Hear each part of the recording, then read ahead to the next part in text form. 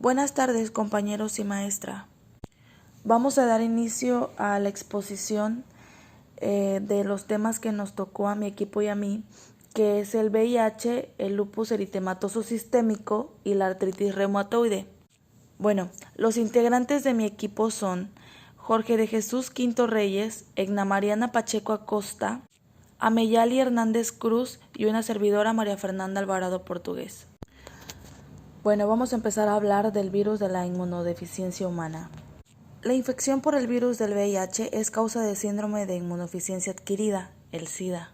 Aunque se caracteriza por la destrucción gradual de la inmunidad mediada por células, que son los linfocitos T, el SIDA también afecta a la inmunidad humoral y autoinmunidad mediante la actividad principal de los linfocitos T, CD4 más auxiliares en todas las reacciones inmunitarias.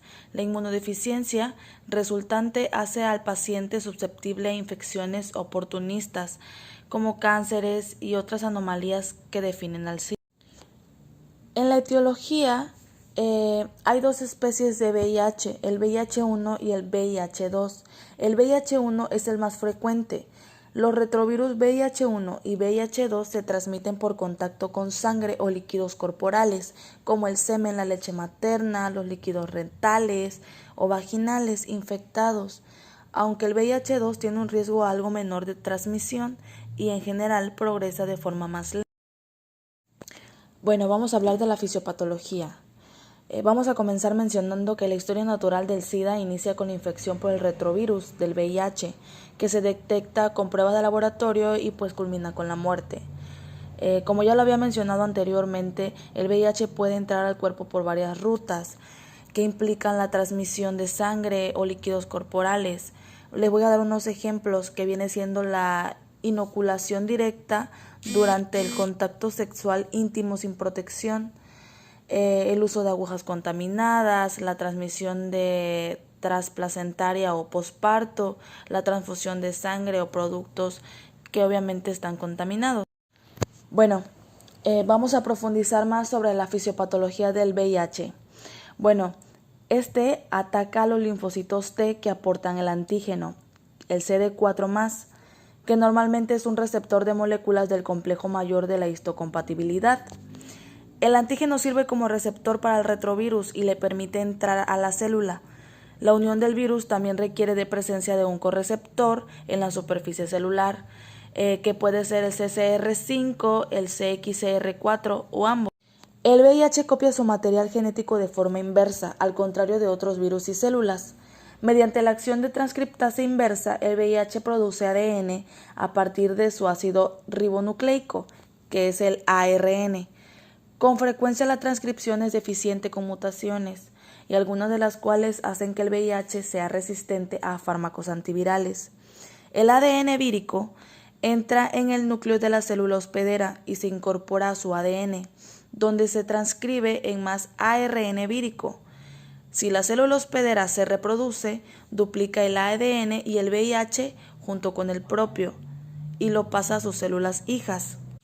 Así la célula hospedera porta esta información y, si se activa, replica el virus. Las enzimas víricas ordenan los componentes estructurales y el ARN en partículas víricas que se desplazan a la periferia de la célula hospedera, en donde brotan y emergen libres para infectar otras células. Los reservorios del VIH incluyen tejidos linfáticos asociados con el intestino y periféricos, el aparato reproductor, médula ósea, sistema retículo endotelial, células dendríticas de la sangre periférica y las células microglia del sistema nervioso central son sitios considerados reservorios del VIH. La replicación del VIH puede conducir a la muerte de la célula o puede hacerse latente. La infección por el VIH produce alteraciones patológicas notorias, ya sea de forma directa a través de la destrucción de los linfocitos CD4+, otras células inmunitarias, o indirectamente a través de los efectos secundarios de la discusión de linfocitos CD4 y la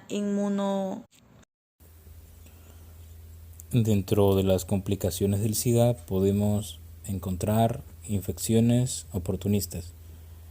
Estas infecciones comienzan a aparecer según el sistema inmune se va debilitando. Normalmente se dan debido a microorganismos que son comunes, que no generan infección hasta que el sistema inmune ya está comprometido, como en este caso. Algunas de las infecciones por bacterias pueden ser la neumonía bacteriana, la salmonelosis y otras más. También puede haber infecciones micóticas, por ejemplo por candidiasis, y puede haber también infecciones virales, por ejemplo por el virus del herpes simple, la varicela zoster y otros virus. Otra complicación es el síndrome de emaciación, que se refiere a la pérdida de la masa corporal y también incluye varios días de diarrea, debilidad o fiebre. En este caso la pérdida de peso pues es involuntaria y normalmente lo que se pierde es masa muscular. También encontramos el sarcoma de Kaposi, que es un tipo de cáncer oportunista y aparece en personas inmunodeprimidas y está vinculada al virus del herpes. Se caracteriza por la presencia de lesiones de color morado que se hacen cada vez más oscuras y también van creciendo. Se pueden ver en la piel y en la boca, pero también se pueden presentar en el sistema gastrointestinal y también en los pulmones. El linfoma no hodgkiniano se desarrolla en una pequeña parte de los infectados por VIH y presenta síntomas como fiebre, sudoración y pérdida ponderal. Es difícil detectarlo porque las manifestaciones se parecen a las de otras infecciones. Otra complicación más es la neumonía intersticial linfática. Esta se caracteriza por la infiltración del intersticio y los espacios alveolares por linfocitos. También está la artritis, que es la inflamación de las articulaciones, lo que causa dolor. La hipergamaglobulinemia es la deficiencia de inmunoglobulina. Está también el complejo de demencia del SIDA, que es el deterioro de la función mental que se da de forma progresiva. También está la encefalopatía por VIH, que hace alusión al compromiso primario del cerebro debido al mismo retrovirus. Está la neuropatía periférica y esta se caracteriza por el dolor, el entumecimiento y la debilidad en las manos o pies.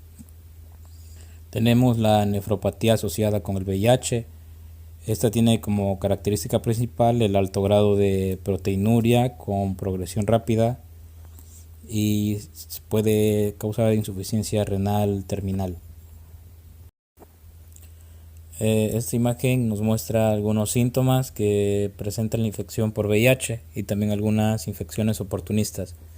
Los síntomas que se nos presentan aquí son la pérdida de memoria, desorientación, incapacidad para pensar claramente, cefaleas persistentes, fiebre alta, parches blancos en la lengua, inflamación de los ganglios linfáticos en cuello, axilas e ingle, sudores nocturnos cuantiosos, pérdida de apetito, disminución importante del peso, diarrea crónica, fatiga y debilidad muscular.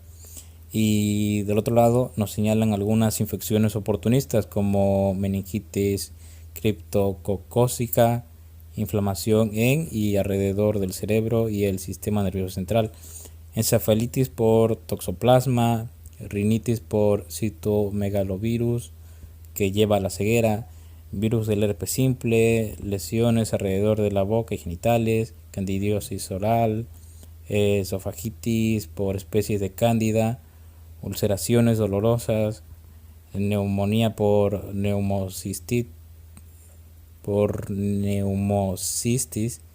carini, tuberculosis pulmonar, criptosporidiosis, sarcoma de Kaposi y linfoma maligno. Manifestaciones clínicas. Una buena parte de las personas que se infectan desarrollan un síndrome agudo similar a la mononucleosis, que también se le conoce como infección primaria.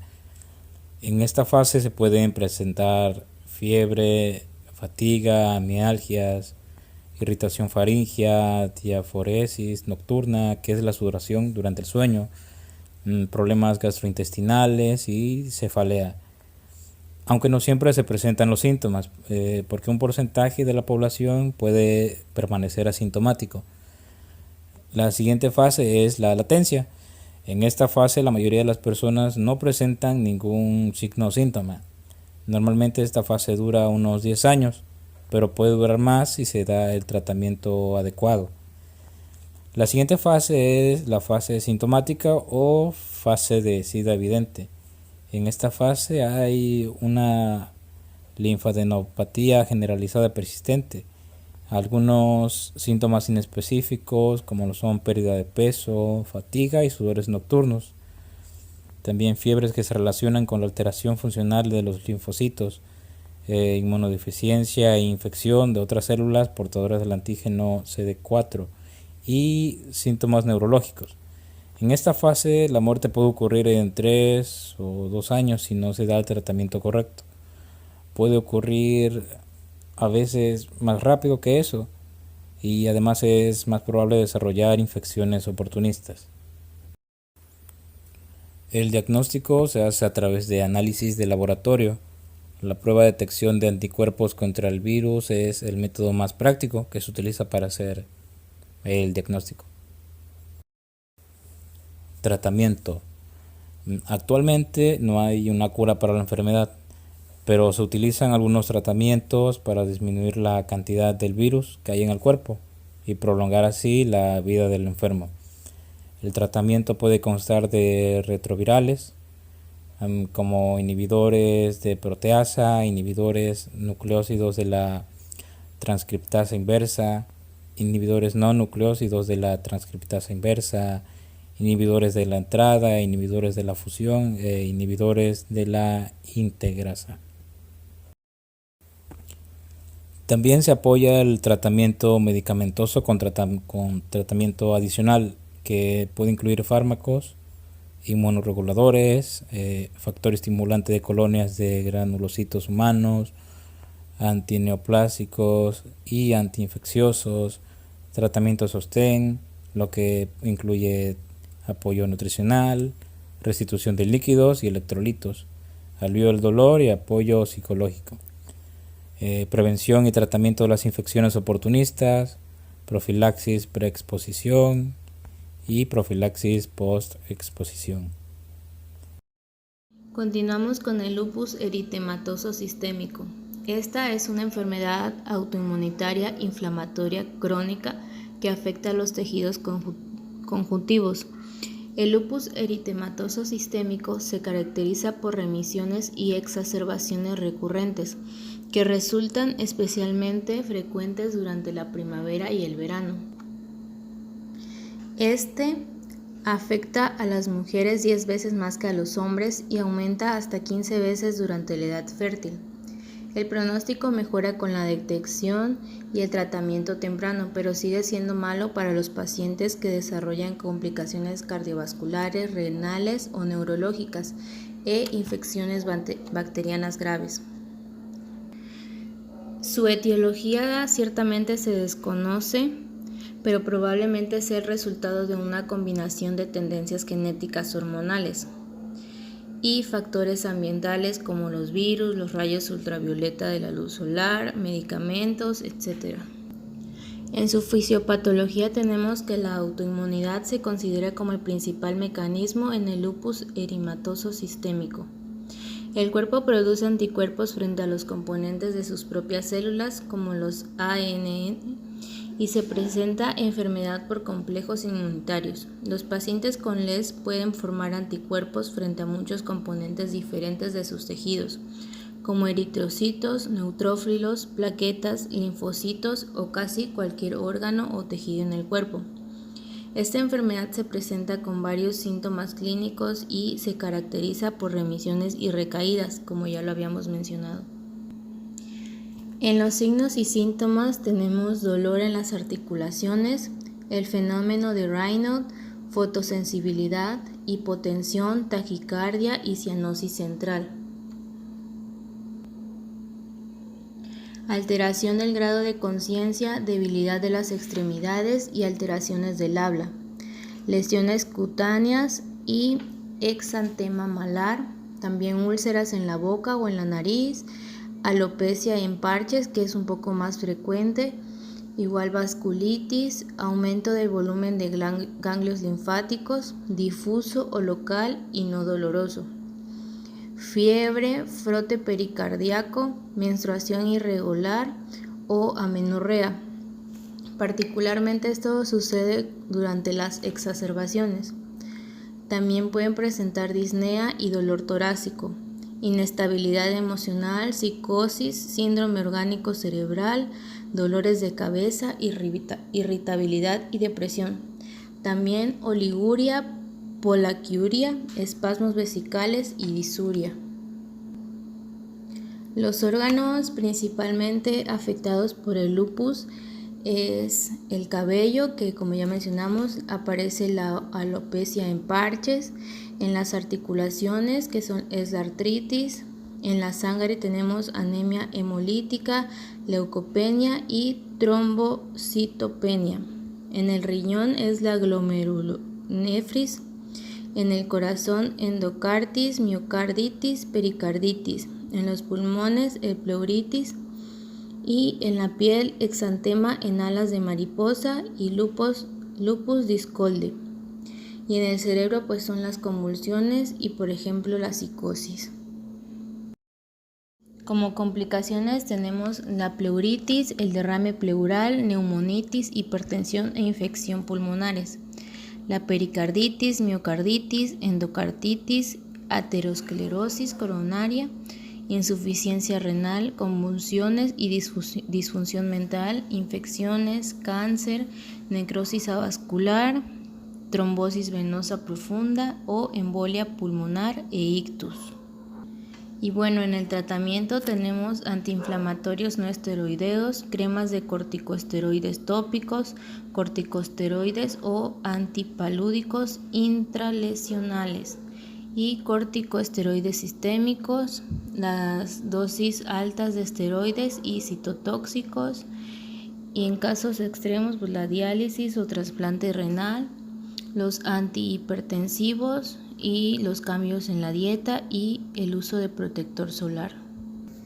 En el diagnóstico tenemos que el lupus eritematoso es difícil de diagnosticar, pero principalmente se basa en los síntomas que cuenta el paciente, la exploración física y la analítica, y en los análisis de sangre es frecuente que el número de leucocitos, linfocitos y plaquetas esté más bajo de lo normal. Yo les hablaré de la artritis reumatoide, una enfermedad inflamatoria que afecta las articulaciones y sus tejidos circundantes. Su etiología: enfermedad autoinmune que se desarrolla debido a determinadas células del sistema inmunológico que no funcionan correctamente. Estas comienzan a atacar las articulaciones sanas por un componente genético que provoca vulnerabilidad entre los factores ambientales, causando una infección. Síntomas: inflamación en articulaciones, como se pueden observar en manos y pies. Rigidez matutina, dura aproximadamente media hora. Deformidad progresiva de articulaciones, las manos se van poniendo de otro lado o ya no son como eran. Reducción de la movilidad articular, y con menos frecuentes son estos síntomas, que son como fiebre inexplicable, el cansancio fácil, dolor de cuello, hormigueo en manos, sequedad en boca, un enrojecimiento en ojos y manchas o bultos en la piel. Inicia con un proceso inflamatorio por la propensión a la respuesta inmune, produciendo anticuerpos, una respuesta histopatológica que genera nuevos vasos sanguíneos sinoviales y aparece el líquido sinovial en las articulaciones. Las citocinas producidas en la membrana sinovial en respuesta al TNF activan las células endoteliales, que producen moléculas de adhesión. Facilita la diapédesis y extravasación de leucocitos en la membrana sinovial. aparece una cascada de citocinas proinflamatorias que origina una proliferación de líneas celulares sinoviales por inhibición en la apoptosis, pasando de 1 o 3 capas a 6 o 7, formando el panus. El último paso en que la inflamación se convierte en un proceso crónico que conduce a la destrucción y remodelación de tejidos articulares. Afectación de otros órganos o sistemas. En la piel, los nódulos reumatoides aparecen sobre las prominencias óseas, como en las articulaciones metacarpofalángicas, como se ve en la imagen en las manos. En la alteración hematológica, por escasez de hierro escasamente absorbido, ocasionando una anemia. En el pulmón ocasiona la fibrosis pulmonar. Corazón y vasos sanguíneos afectan las válvulas. Los nódulos de la válvula cardíaca, ocasionando un fallo ventricular por miocarditis. En los ojos puede ocasionar daño indirecto por una queratoconjuntivitis seca, causado por una infiltración de linfocitos en las glándulas lagrimales, ocasionando el ojo seco, como se ve en la imagen. Enfermedad renal. En el riñón. En el hígado es una afectación hepática asintomática, y en la alteración neurológica se presenta un síndrome de túnel que ocasiona una comprensión del nervio mediado por una inflamación a nivel de la muñeca. Cuadro clínico. Afecta primariamente las articulaciones, afectando a órganos o sistemas hasta un 25%. Estas presentan dolor y rigidez al levantarse por la mañana o tras el reposo prolongado. Progresivamente se van afectando más articulaciones, las pequeñas de las manos y pies, y después las más grandes como los codos, hombros y tobillos, llegando a que la inflamación articular cause erosión y destrucción en la superficie articular y daño tendencioso. Cuando la etapa es tardía, hay una deformidad en ojal de pulgar en forma Z, como se ve en la imagen, una desviación cubital en las articulaciones metacarpofalángicas y una deformidad de cuello en de cisne en los dedos. Diagnóstico. Un buen control de la artritis requiere de un diagnóstico temprano. La evaluación inicial comienza con el reumatólogo, que valora las características de las quejas articulares y extraarticulares. Una exploración física para comprobar si presenta calor, dolor e hinchazón la articulación. Lo posterior son exámenes complementarios, analíticos y radiológicos, también de sangre, como BSG, PCR, factores reumatoide, anticuerpos, antipéptidos, que llevan al especialista a confirmar el diagnóstico. Tratamiento. Implica un examen físico en combinación con varias pruebas por medicamento de FAM, utilizados para controlar la actividad de las enfermedades reumatológicas, reducir la frecuencia de recaídas, medicamentos como metotrexato, que es más eficaz y de primera elección, tomándose una única dosis semanal, leflunomida, que es la alternativa del mismo, antiinflamatorios, AINE, estos alivian y reducen la inflamación, corticoesteroide, reducen el dolor, hinchazón en articulaciones, biológicas, alternativas de los medicamentos de los metotrexato. Estas suprimen el sistema inmunológico. Sinovectomía. Eliminan la membrana sinovial afectada. Cirugía de reparación de tendones y reemplazo de articulaciones. Terapia física para mejorar los movimientos articulares. Alimentos para comer. Aceites de pescados y vegetales. Verdura de hoja. Jengibre y cúrcuma, que estos alivian la inflamación. Alimentos que deben evitarse son carnes rojas, cereales refinados, productos lácteos y grasas saturadas. Prevención. Ejercicio y reposo como un tratamiento fisioterapeuta para mantener el tono y la fuerza muscular. Dieta mediterránea. Esta es rica en legumbres, ensalada, aceite de oliva, pescado. Beneficiosos para la salud en general y disminuir el riesgo cardiovascular, el no fumar, el cuidado regular de la dentadura, el calzado adecuado en plantillas, esto por afección en pies y tobillos, y dispositivos de ayuda para las tareas domésticas y mejorar la capacidad funcional.